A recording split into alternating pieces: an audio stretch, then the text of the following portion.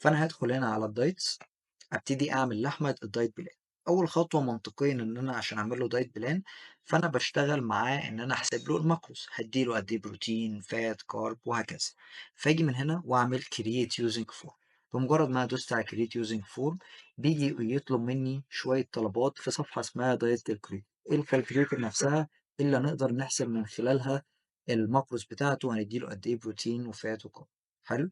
طيب هنا هنفترض كالآتي، هو هدفه عايز يخس، يزيد أو يحافظ على وزنه، بيديني اختيارات، فأنا هاقول إن هو يخس.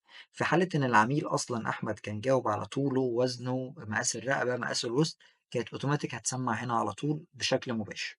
حلو؟ طيب خلّينا هنا نكتب إن أنا هاعمل له عجز في السعرات بعد أمّا أنا درست طبعًا وفهمت، هاعمل له عجز مثلًا حوالي 600 سعرة في الأول مثلًا. مستوى نشاطه متوسط، الجندر ميل، طوله هافترض بقى الآتي: 177، وزنه 80، مقاس الرقبة 33، ووسطه 88. فطلع لي البادي فات برسنتج، نسبة الدهون طبقا للمقاسات دي. عايز أغيرها وأمشي على الانبادي اللي أنا طلبته منه براحتي. دوس هنا كالكوليت، طلع لي كل اللي أنا محتاجه: كالوريز، بروتين، فات، كارب، بشكلين: بشكل النسب المئوية وبشكل الجرامات كمان.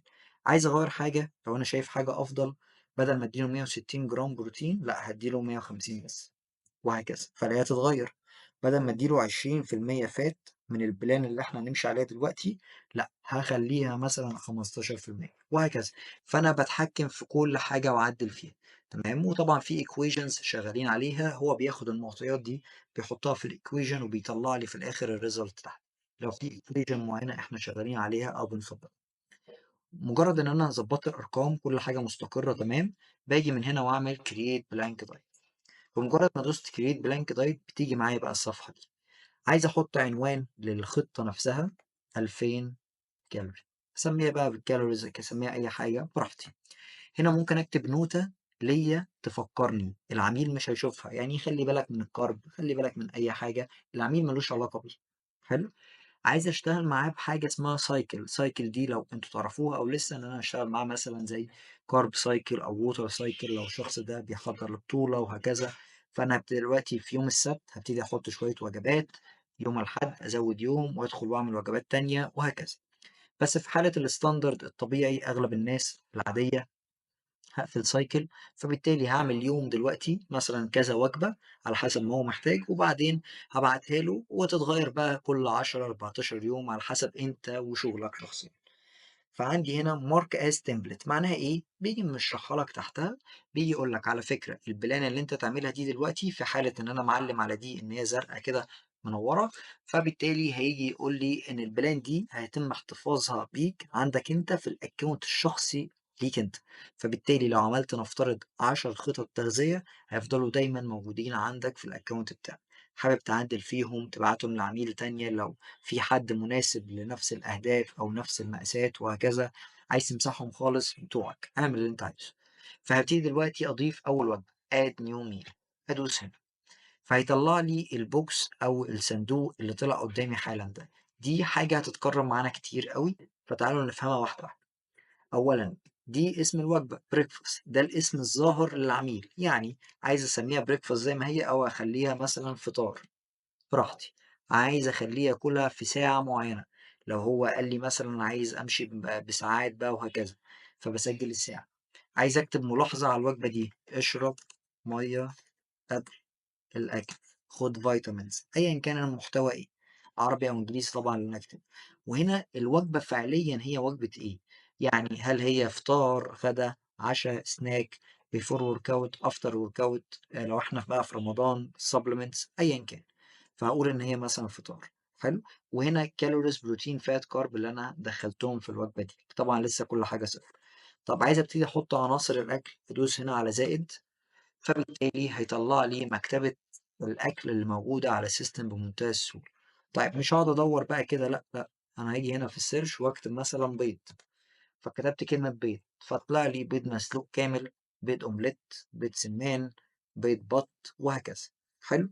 طيب كل حاجة هنا بالجرامات، 100 جرام للبيض المسلوق بيدّيني قد كده كالوريز كلّها والماكروز والبروتين وكل حاجة. طيب أنا مش هاخلّيها 100، أنا شايف من وجهة نظري أدّي له 120. فبالتالي عملت 120 ألاقي الأرقام كلها اتغيّرت، طب ممكن نخلّيها كده 160 فالاقيها كلها اتغيّرت على طول. أنا وافقت على دي، عايز أحطها أدوس زائد، فاتحط معايا 160 جرام بيض مسلوق. طيب أدوّر على العنصر التاني توست، آدي التوست، توست بني، توست أبيض، هاخلّي التوست البني ده أدّي له 30 جرام وأدوس زائد وهكذا. وخلّصت أعمل save. فأنا دلوقتي عملت إيه، حطيت عنصرين 2 أكل في وجبة الفطار. طب عندي كذا option كمان بقى ممكن يعني ندلّع الوجبة دي، هنعمل إيه، في البيض المسلوق ده ال160 جرام اللي إحنا حطيناه. طب في عميل مثلًا بيحب السيرفات أسهل ليه، فالسيرف يونت الوحدة نفسها بيضة، ممكن مثلًا نسميه بيض كبير على حسب، براحتنا نتحكم فيه. وأنا شايف من واقع خبرتي ده عبارة عن مثلًا 3 بيض كبير، يعني 3 بيض كبير، وهكذا. التوست ممكن أعمل نفس الكلام بالضبط. وهكذا، كل ده باعدّله manual بنفسي.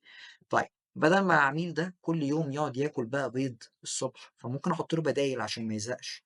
آجي من هنا للبيض، عندي حاجة هنا اسمها alternatives، بادوس عليها فبرضه بيطلّع لي المكتبة اللي موجودة.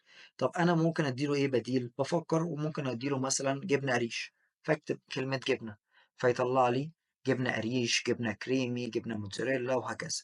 وهنا بقى بيعمل إيه، السيستم بيقترح عليَّ عدد جرامات أدّيها له عشان تساوي نفس عدد الcalories اللي أنا هاروح أغيّرها له في البيض.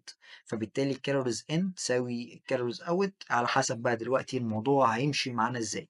بس بالتالي بنحافظ له على الcalories in في العنصر، بدل ما ندّي له مثلًا في الأول كنا مدّيينه 200 كالوري، دلوقتي وإحنا بنغيّرها له عشان نحط له حاجة تانية واتلخبطنا في الجرامات ونروح نحسبها وهكذا، أدّي له مثلًا حاجة 500 كالوري وأنا ما خدتش بالي، فلأ، هو بيقترح عليك عدد الجرامات، عايز تغيّرها غيّرها، تقدر إن أنت تغيّرها براحتك.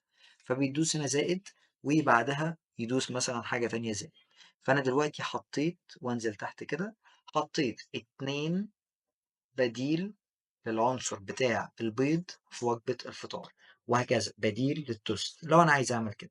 حلو. فبيجي تحت هنا بيقول لي على فكرة وجبة الفطار حطيت قد كده كالوريز بروتين فات كارب، فأنا عارف كل الأرقام بتاعتي في الوجبة دي. بمجرد ما أنا خلصت الوجبة دي أنزل تحت add new meal، أسجل الوجبة اللي بعدها، فيطلع لي اللانش وأحط برضو نفس الكلام بالظبط. بس أنا دلوقتي هعمل حركة أحسن، أنا في الأكونت بتاعي الشخصي ككابتن أندرو كمثال، هاجي من هنا وأعمل load meal. أنا دلوقتي في وجبة اللانش لو عملت هنا load هيطلع لي كل وجبات اللانش أو الغدا اللي عملتها في السيستم عندي قبل كده في الأكونت الخاص بيا.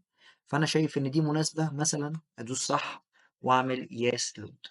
فبمنتهى البساطة هنزل تحت هلاقي هنا في اللانش اتحط كل حاجة. غير بقى، شيل الخيار ده مش عايزه، مش هادّي له 250 جرام صدور دجاج، هاخلّيها 200 بس براحتي وهكذا. فأنا باعدّل في كل حاجة وهكذا. خلّصت كل حاجة عايز أبعتها للعميل save diet، بمجرد ما أدوس save diet وادّاني فوق علامة الصح، دي دلوقتي راحت له على الأبلكيشن بالشكل اللي إحنا شُفناه من شوية. هو بعت لي قال لي غيّر لي أي حاجة بمنتهى البساطة، أشيل التوست ده، هو قال لي شيل التوست، أطلع وأعمل save، فبرضه اتغيّرت عنده على الapplication خلاص بمنتهى السهولة. وبيروح له notification كمان بيقول له الdiet plan بتاعتك جاهزة، ادخل شوفها وهكذا. بالمعنى يعني بمنتهى البساطة، بيقولوا له إن الdiet plan جهزت خلاص، بيروح له notification كده طبعًا على الapplication. ده كده فكرة إزاي إن أنا أعمل diet plan وأعدّل فيها وهكذا. تمام؟